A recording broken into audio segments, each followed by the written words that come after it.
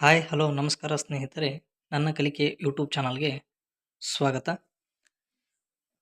ಸಮಾಜ ಕಲ್ಯಾಣ ಇಲಾಖೆಯಲ್ಲಿ KS ಮತ್ತು UPS IAS ಪರೀಕ್ಷೆಗಳಿಗೆ UPS ಪ್ರಿಲಿಮ್ಸ್ ಎಕ್ಸಾಮ್ ಕೋಚಿಂಗನ್ನು ಕೊಡೋಕೆ ಸರ್ಕಾರ ಮುಂದಾಗಿದೆ. ಸುಮಾರು 600 ವಿದ್ಯಾರ್ಥಿಗಳಿಗೆ ಫ್ರೀಯಾಗಿ ಕೋಚಿಂಗ್ ಕೊಡತಕ್ಕಂತಹ ವ್ಯವಸ್ಥೆಯನ್ನು ಕಲ್ಪಿಸಲಾಗಿದೆ. ಆ ಒಂದು ಆನ್ಲೈನ್ ಅರ್ಜಿಯನ್ನು ಕರೆಯಲಾಗಿದೆ. ಇದು SC ಮತ್ತು ST ವಿದ್ಯಾರ್ಥಿಗಳಿಗೆ ಅವಕಾಶವನ್ನು ಕಲ್ಪಿಸಿಕೊಡಲಾಗಿದೆ. ಇಲ್ಲಿ ಅರ್ಜಿಯನ್ನು ಕರೆಯಲಾಗಿದೆ. ಇದೇ ತಿಂಗಳ ನವೆಂಬರ್ 30ನೇ ತಾರೀಕೇನಪ್ಪ ಅಂದರೆ ಕೊನೆಯ ದಿನಾಂಕ ಆಗಿದೆ.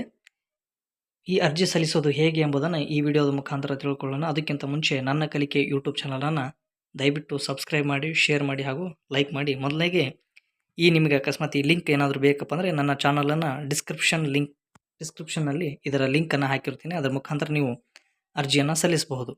ಇಲ್ಲಿ ವೆಲ್ಕಮ್ ಟು ಸ್ಟೂಡೆಂಟ್ ಲಾಗಿನ್ ಅಂತೇಳಿದೆ. First login user I D password ನಿಮ್ಮ ಹತ್ರ ಇಲ್ಲಪ್ಪ ಅಂದರೆ ಕ್ರಿಯೇಟ್ ಅಕೌಂಟ್ ಅಂತೇಳಿ ಕ್ಲಿಕ್ ಮಾಡಿ, ನಂತರ ನಿಮ್ಮ ಮೊಬೈಲ್ ನಂಬರನ್ನು ನಮೂದಿಸಿ.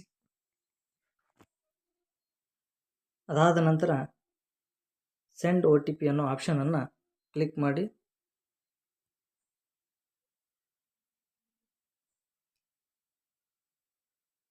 ನಂತರ ನಿಮ್ಮ ಆ ನಂಬರ್ಗೆ OTP ಬರುತ್ತೆ. OTPಯನ್ನು ಎಂಟ್ರ್ ಮಾಡಿ ವೆರಿಫೈ ಮಾಡಿಕೊಳ್ಳಿ.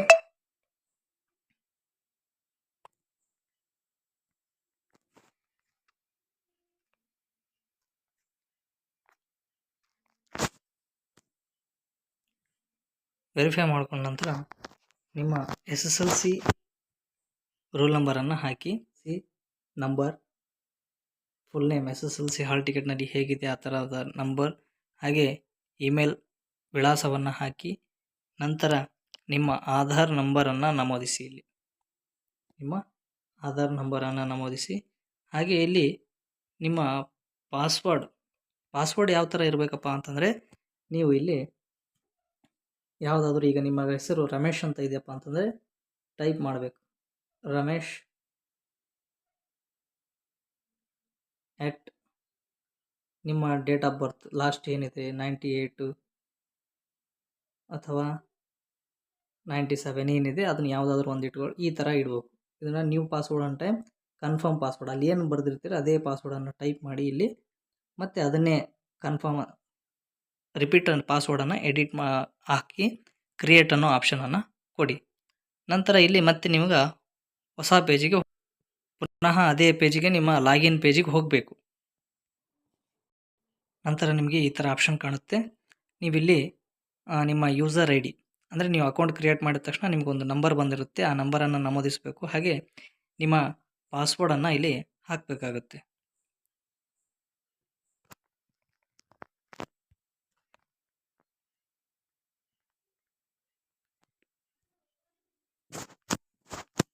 ಓಪನ್ ಆಗುತ್ತೆ.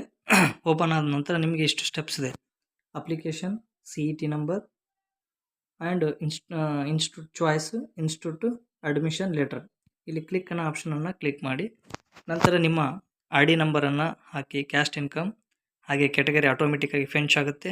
ಹಾಗೆ ಇನ್ಕಮ್ ಅಂದರೆ SC ST ಅಭ್ಯರ್ಥಿಗಳಿಗೆ 2 ಥರ ನಂಬರ್ಗಳಿರುತ್ತೆ, ಒಂದು ಜಾತಿದು ಮತ್ತು ಆದಾಯದ ಎರಡು. ಆ ಎರಡು ನಂಬರ್ ಫಸ್ಟಿಗೆ ಇಲ್ಲಿ ನಿಮ್ಮ ಕ್ಯಾಸ್ಟ್ ನಂಬರನ್ನು ಹಾಕಿ, ಹಾಗೆ ಇಲ್ಲಿ ನಿಮ್ಮ ಆದಾಯದ ನಂಬರನ್ನು ಇಲ್ಲಿ ಹಾಕಿ, ನಂತರದಲ್ಲಿ ಪರ್ಸ್ನಲ್ ಡೀಟೇಲ್ಸ್, ನಿಮ್ಮ ಪರ್ಸ್ನಲ್ ಡೀಟೇಲ್ಸ್ ವಿಳಾಸ ಬರುತ್ತೆ, ಅಂದರೆ ನಿಮ್ಮ ಹೆಸರು, ನಿಮ್ಮ ತಂದೆ ಹೆಸರು, ನಿಮ್ಮ ತಾಯಿ ಹೆಸರು ಬರುತ್ತೆ. ಹಾಗೆ ನಿಮ್ಮ ತಂದೆಯ ಆಕ್ಯುಪೇಷನ್ ಅಂದರೆ ಉದ್ಯೋಗ ಏನು, ತಾಯಿಯ ಆಕ್ಯುಪೇಷನ್ ಕಡ್ಡಾಯವಾಗಿ ತುಂಬಲೇಬೇಕು. ಸ್ಟಾರ್ ಮಾರ್ಕ್ ಇರತಕ್ಕಂಥದ್ದು ಯಾವುದಿದೆ ಅದು ಕಡ್ಡಾಯವಾಗಿ ತುಂಬಲೇಬೇಕು. ಹಾಗೆ ನಿಮ್ಮ ಜೆಂಡರ್, ಮೇಲ್, ಫೀಮೇಲ್, ಟ್ರಾನ್ಸ್ಜೆಂಡರ್ ಯಾವುದಿದೆ ಅದನ್ನು ಹಾಕಿ, ಡೇಟ್ ಆಫ್ ಬರ್ತ್ ಬರುತ್ತೆ, ಹಾಗೆ ಏಜ್ ಎಷ್ಟಿದೆ ಅದನ್ನು ಮೆನ್ಷನ್ ಆಗುತ್ತೆ. ನಿಮ್ಮ ಸ್ವಂತ ಜಿಲ್ಲೆಯನ್ನು ಹಾಕಬೇಕು. ಇಲ್ಲಿ ಡಿಸ್ಟಿಕ್ಕು, ತಾಲೂಕು, ಅಡ್ರೆಸ್, ಈ ವಿಳಾಸಗಳನ್ನು ಫಿಲ್ ಮಾಡಬೇಕು. ಹಾಗೆ ನಿಮ್ಮ ಮೊಬೈಲ್ ಸಂಖ್ಯೆಯನ್ನು ನಮೂದಿಸಬೇಕು. ಇನ್ನೊಂದು ಅಲ್ಟರ್ನೇಟಿವ್ ಮೊಬೈಲ್ ನಂಬರ್ ಅಂತಿದೆ ಕೊಟ್ಟು, ಅದಕ್ಕೆ ಸ್ಟಾರ್ ಅಂತೇಳಿ ಯಾವುದೇ ರೀತಿ ಆಪ್ಷನ್ ಇಲ್ಲ, ಅದನ್ನು ಬಿಟ್ಟರು ನಡೆಯುತ್ತೆ. ನಿಮ್ಮ ಜಿಮೇಲ್ ID ಯನ್ನು ನಮೂದಿಸಬೇಕು. ಹಾಗೆ ಮ್ಯಾರಿಟಲ್ ಸ್ಟೇಟಸ್ ಅಂತಿದೆ, ಅಲ್ಲಿ ನೀವು ಮ್ಯಾರಿಡು ಅನ್ಮ್ಯಾರಿಡ್ ಅನ್ನೋ ಆಪ್ಷನ್ ಹಾಕಿ, ನಿಮ್ಮ SSLC ರಿಜಿಸ್ಟರ್ ನಂಬರ್ ಆಲ್ರೆಡಿ ಬರುತ್ತೆ. ನೀವು ಫಿಸಿಕಲ್ ಹ್ಯಾಂಡಿಕ್ಯಾಪ್ಟ್ ಆಗಿದ್ದರೆ ಎಸ್ ಅಂತ ಕೊಡಿ, ಇಲ್ಲಪ್ಪ ಅಂತಂದರೆ ಇಲ್ಲ ಅಂತ ಕೊಡಿ. ಹಾಗೆ ಚಿಲ್ಡ್ರನ್ಸ್ ಆಫ್ ಸಫಾರಿ ಕರ್ಮಚಾರಿ ಯಾವುದೋ ಗೌರ್ಮೆಂಟ್ ಐಡೆಂಟಿಫೈ ಮ್ಯಾನುವಲ್ ಸ್ಕ್ಯಾನ್ವರ್ ಅಂದರೆ ನೀವು ಮಕ್ಕಳು ಅಂದರೆ ತಂದೆಗಳು ಯಾವುದಾದ್ರೂ ಕರ್ಮಚಾರಿಗಳಾಗಿ ಕೆಲಸ ಮಾಡ್ತಾ ಇದ್ದಾರಾ? ಎಸ್ ಇದ್ದರೆ ಎಸ್ ಅಂತ ಕೊಡಿ, ಇಲ್ಲಾಂದ್ರೆ ಇಲ್ಲ. ಅಕಸ್ಮಾತ್ ಇನ್ನೊಂದು ಕೆಳಗಡೆ ನೋಡಿ ಅಲೆಮಾರಿ ಮಕ್ಕಳು ಅಂದರೆ ಅಲೆಮಾರಿ ಅವರ ಮಕ್ಕಳಾಗಿದ್ದಾರಾ ಅಂತೇಳಿ ಅದನ್ನು ಆಪ್ಷನ್ ಇದೆ. ಎಸ್ ಇದ್ರೆ ಎಸ್, ನೋ ಅಂದರೆ no. Next student Karnataka residential education institute society ಕ್ರೈಸ್ನಲ್ಲಿ ಏನಾದರೂ ಅಂದರೆ ಕಿತ್ತೂರಾಣಿ ಚೆನ್ನಮ್ಮ ಮುರಾರ್ಜಿ ಶಾಲೆಯೊಳಗೆ ಏನಾದರೂ ಸ್ಟಡಿ ಮಾಡಿದಾರಾ? ಎಸ್ ಅನ್ನೋ ಆಪ್ಷನನ್ನು ಇದ್ದರೆ ಎಸ್ ಕೊಡಿ, ಇಲ್ಲ ಅಂದರೆ ನೋ ಕೊಡಿ. Have you studying minimum 3 years government hostel ಒಳಗೆ 3 ವರ್ಷದ ತನಕ ಏನಾದರೂ ನೀವು ಸ್ಟಡಿ ಮಾಡಿದ್ದೀರಾ ಅಂತ ಕೇಳುತ್ತೆ.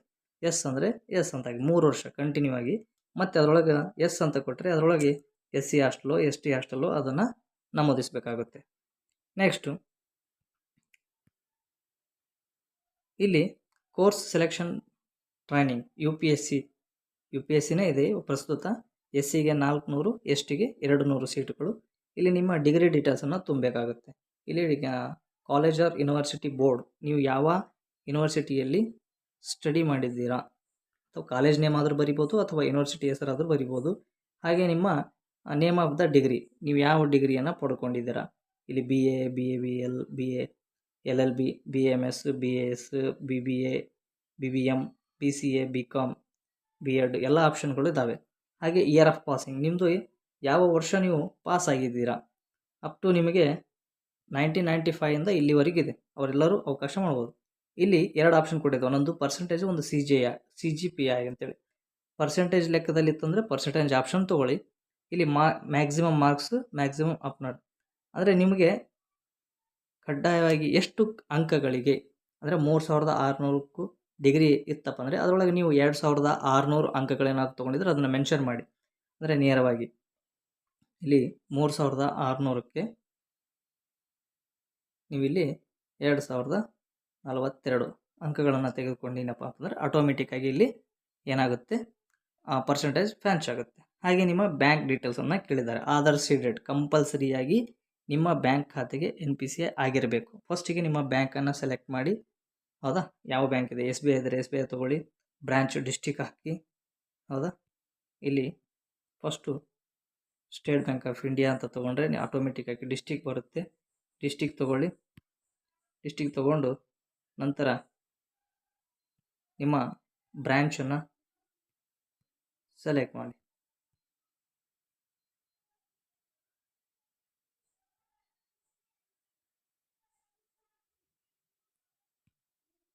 ಸೆಲೆಕ್ಟ್ ಮಾಡ್ಕೊಂಡು ನಿಮ್ಮ ಅಕೌಂಟ್ ನಂಬರನ್ನು ಹಾಕಿ, ಅಕೌಂಟ್ ನಂಬರಾಗಿ ಮತ್ತು IFSC ಕೋಡ್ ಆಟೋಮೆಟಿಕ್ಕಾಗಿ ಬರುತ್ತೆ. ಇಲ್ಲಿ ನಿಮ್ಮ ಬ್ರ್ಯಾಂಚನ್ನು ಕರೆಕ್ಟಾಗಿ ನಮೂದಿಸಬೇಕು. ಇಲ್ಲಿ SBIಗಿಂತ ಇಲ್ಲೇನು ಕೊಟ್ಟಿದ್ದಾನೆ, ಆ ಹಳೆ ಬ್ಯಾಂಕ್ಗಳು ಹಾಗೆ ಇದ್ದಾವೆ. ಓಲ್ಡ್ SBH ಅನ್ನೋ ಆಪ್ಷನ್ ಇದೆ. ಅಂದರೆ SBH ಇತ್ತಪ್ಪ ಅಂದರೆ ನಿಮ್ಮ ಡಿಸ್ಟಿಕನ್ನು ತೆಗೆದುಕೊಂಡಾಗ SBM, ಇಲ್ಲಿ SBH ಹಳೆಯದು ಏನು ಬ್ಯಾಂಕ್ಸ್ ಇದಾವಲ್ಲ ಅದು ಹಾಗೆ ಉಳ್ಕೊಂಡಿದ್ದಾವೆ. ಅದನ್ನು ನೀವು ಆಯ್ಕೊಳ್ಬೇಕು. ಆಯ್ಕೆ ಮಾಡಿಕೊಂಡಾಗ ನಿಮ್ಮ IFSC ಕೋಡ್ ಸರಿಯಾಗಿ ಫೆಂಚ್ ಆಗ್ತದೆ ಇಲ್ಲ ಅಂತೇಳಿ ನೋಡಿಕೊಂಡು ನಿಮ್ಮ ಅಕೌಂಟ್ ನಂಬರನ್ನು ಹಾಕಿ ಪ್ರೊಸೀಡನ್ನು ಆಪ್ಷನನ್ನು ಕ್ಲಿಕ್ ಮಾಡಿದರೆ ಮುಗೀತು. ಇಲ್ಲಿಗೆ